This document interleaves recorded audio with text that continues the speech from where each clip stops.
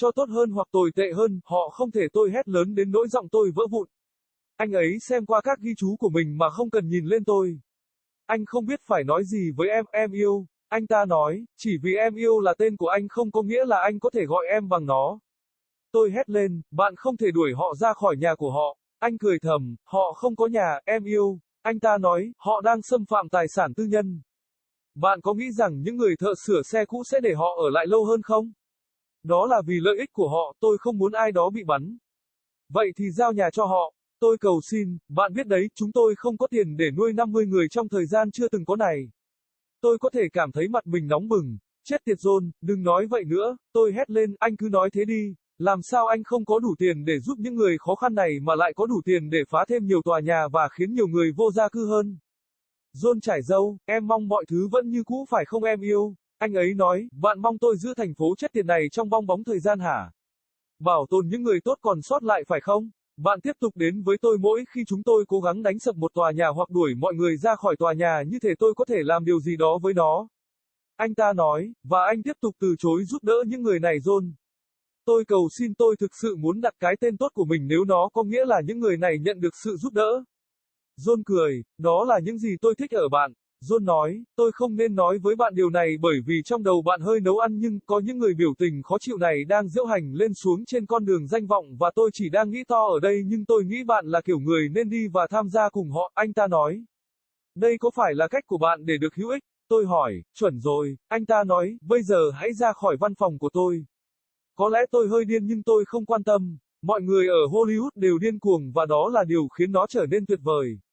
Nếu mọi người không điên thì sẽ không có mọi người. Tôi đang diễu hành lên xuống với một dấu hiệu. Tấm biển được viết cầu thả nhưng rõ ràng có nội dung chúng tôi cần thức dậy và nhận ra một số người không ngủ đêm nay. Mọi người đang diễu hành quanh một thị trấn có kích thước tốt của những người vô gia cư. Bực mình nhìn cảnh sát theo dõi không nhúc nhích, những người vô gia cư đang khóc cảm ơn. Có một đứa nhỏ mặt hồng. Vì tôi là y tá nên thoạt nhìn tôi biết rằng đứa trẻ đang bị bệnh. Cô ấy ho và lắc lư như một tòa nhà cũ sắp đổ sập. Tôi biết cô ấy có gì và tôi biết cô ấy không đủ khả năng giúp đỡ. Tôi muốn mọi người thay đổi để giữ thành phố này như cũ. Tôi không muốn một tòa nhà khác bị đánh sập. Tôi không muốn những người này phải vào tù vì tôi biết có lẽ họ đã làm những tội ác để thoát khỏi cảnh vô gia cư và tôi sẽ không chịu đựng điều đó. Các người đều điên rồi. Một cảnh sát hét lên sau tiếng hô vang, tại sao tôi phải xuống đây mỗi tuần để thoát khỏi tay anh? Một người đàn ông ném tấm biển của mình xuống đất, chỉ cần bạn cầm súng, chúng tôi sẽ tổ chức một tấm biển. Anh ấy hét lên, ồ, vậy bây giờ bạn đang giận dữ về khẩu súng của tôi. Người cảnh sát nói, mọi người đừng bỏ cuộc, mặt tôi bỏng rát, những người này cần một sĩ quan bệnh viện không phải đường phố. Tôi hét lên trước đám đông, tôi sẽ không chỉ đứng đây khi nhiều người bị đuổi khỏi nhà của họ. Khi nhiều người bị bệnh hơn, tôi là một nhân viên y tá. Bạn muốn tôi làm gì khi mỗi lần tôi rẽ vào một góc cua tôi thấy một người bệnh khác mà không thể được giúp đỡ, bạn muốn chúng tôi làm gì? Một cảnh sát hét lên, chúng tôi sẽ mất việc nếu chúng tôi nói với đồn rằng chúng tôi nghĩ họ làm sai. Tôi có thể cảm thấy nắm tay của mình đang nâng lên một chút. Tôi không quan tâm nếu tôi mất việc làm, nhà cửa hay mạng sống của mình. Tôi hét lên, tôi sẽ không đánh rơi tấm biển này cho đến khi những người này ra đường. Vì vậy, bạn có thể kéo nó ra khỏi bàn tay chết lạnh của tôi, em yêu, họ đã không làm điều đó. John nói, làm gì? Tôi hỏi, họ không đánh sập tòa nhà. John giải thích rõ ràng là bài phát biểu nhỏ của bạn đã được đưa tin. Bây giờ nhà đài đã khiến tất cả Hollywood phải cắn gót họ. Tôi khó thở, ông chủ của tôi vừa yêu cầu lực lượng ngừng việc xây dựng và họ sẽ tạo một nơi ở cho những người đó ở.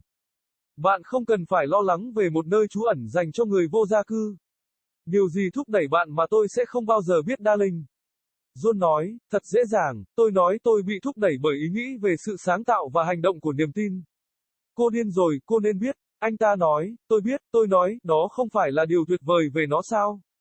John cười, tôi đoán, anh ta nói, vợ tôi, Kathy, bạn biết cô ấy đúng. Vợ tôi, cô ấy gần như tát tôi khi cô ấy nghe những gì đã xảy ra. Cô ấy nói tôi là một tên ngốc, cô ấy dường như ủng hộ bạn. Tôi đã nói Kathy bạn đang mang thai, bạn không thể chạy được nhưng cô ấy chạy xuống tận nhà ga và yêu cầu họ thay đồ. Bạn nên nhìn thấy mặt họ. John cười khúc khích nói, tôi biết Kathy, cô ấy cũng là một y tá. Tôi nhớ cô ấy đã phải nghỉ việc vì cô ấy đang mang thai. Đây là khi nào? Tôi hỏi, 2 tuần trước, 1 tuần sau bài phát biểu nhỏ của bạn. Anh ta nói, For better or for worse, they can't, I yell it so loud my voice cracks. He goes through his notes without looking up at me. I don't know what to tell you, darling. He says. Just because darling's my name doesn't mean you get to call me by it. I shout, you can't kick them out of their homes. He chuckles under his breath. They don't have homes, darling. He says, they're trespassing on private property. Do you think that old geezer's gonna let them stay much longer? It's for their own good. I don't want someone to get shot, then give them homes. I plead.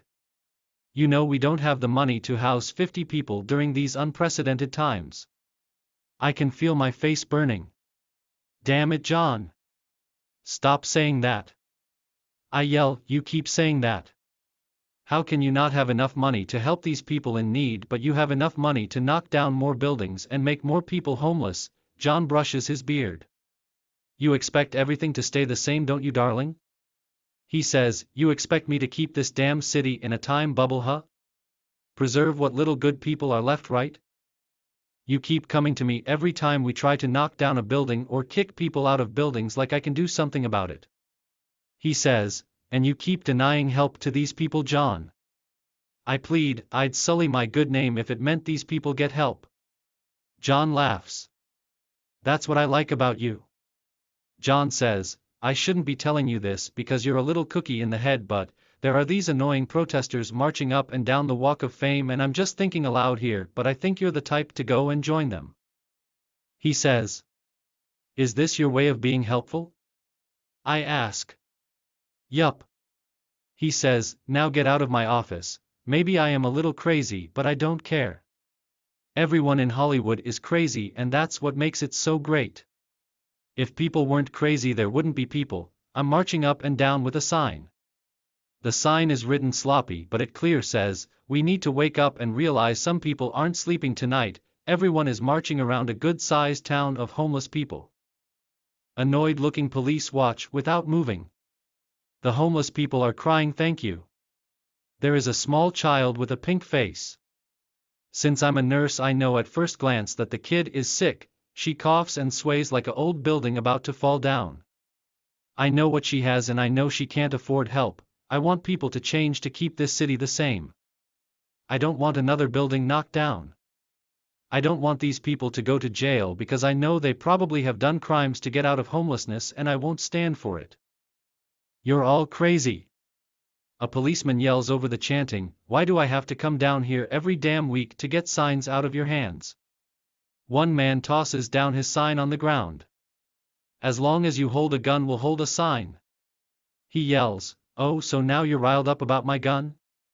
The policeman says, you people just don't quit. My face is burning, these people need a hospital officer not the street. I yell over the crowd, I won't just stand here as more people get kicked out of their homes. As more people get sick. I am a nurse officer, what do you want me to do when every time I turn a corner I see another sick person who can't get help? What do you want us to do? A policeman yells, we'll lose our jobs if we tell the station what we think they're doing is wrong. I can feel my fist raising slightly. I don't care if I lose my job, my home, or my life. I yell, I won't drop this sign until these people are off the street. So you can pull it out of my cold dead hands, darling, they didn't do it. John says. Do what? I ask. They didn't knock down the building. John explains, apparently your little speech got on the news. Now the station has got all of Hollywood biting at their heels, I can hardly breathe. My boss just asked the force to stop the build and they're going to make a place for those people to live. Not a homeless shelter, mind you. What drives you I'll never know, darling. John says. That's easy. I say, I'm driven by the thought of creation and the action of believing. You're crazy, you should know. He says. I do know. I say, isn't that what's so great about it? John laughs. I guess. He says, my wife, Kathy, you know her, right?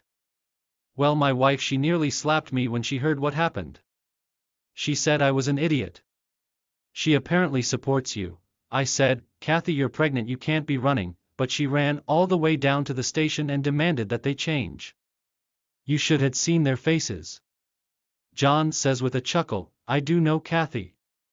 She's a nurse also. I remember she had to take time off because she's pregnant. When was this? I ask. 2 weeks ago. A week after your little speech. He says. Wait.